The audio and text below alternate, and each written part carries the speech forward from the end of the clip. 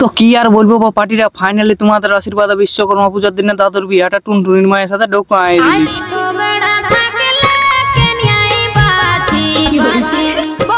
So guys, সকাল সকাল তোমরাকে শুভ বিশ্বকর্মা পূজার হার্দিক শুভকামনা জানাই। আমরা চলে যাই ধাদকিয়া মালার পূজার সামান কিনতে। তারপর ফাইনালি ধাদকিয়া পৌঁছে মালার দাম শুনে তো আমরা পুরো মাথায় হাত লিয়ার মতন অবস্থা হয়ে যায়। মানে কি আর বলবো, বিশ্বকর্মা বটে বলি একদম পুরো সেই লেভেলে ঝাঁকিয়ে দাম। তো যাই হোক পার্টিরা, অবশেষে একটা 40 টাকার মালা নিয়ে আর কিছু গুলো পূজার সামান নিয়ে চলে আসি ঘর। আর আসি করে তরুণ চলে যায় গাড়ি ধোয়াতে। তো দেখো পার্টিরা, আজ আমরা আসছিলি 3টা প্লেয়ার। তো 3টা প্লেয়ার টুকু নিজের গাড়িতে স্কিল দেখাইন করে স্টার্ট করে দিই আমাদের গাড়ি ধোয়াতে।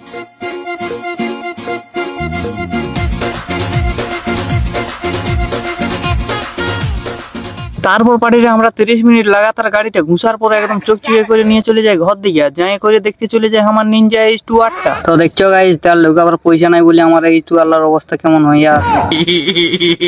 তো যাই হোক পার্টিরা, তারপরে আমি চলে যাই স্নান করতে। আর স্নান করে আসি দেখি আমার H2R পুরো একদম সেই লেভেলের ধোয়া আছে রে বাপ। তখন আমি আর বেশি দেরি নেই করে এই আম পাতালা দিয়ে বনমালাটা করে নিয়ে গাড়িটি আর ক্যামেরাটার পূজাটা সারিয়ে চলে যায় এই দাদুটার ঘর। আর ঘর যাতে এইটা কি দেখলি রে বাপ, মালটা 3-4 বছর সিঙ্গেল থাকার জন্য বিশ্বকর্মা পূজার দিনে টুনটুনির মাইকে বিয়া করে লিলি। আর হাই ভালো এই বোকা দাদাটা চুমক আছে।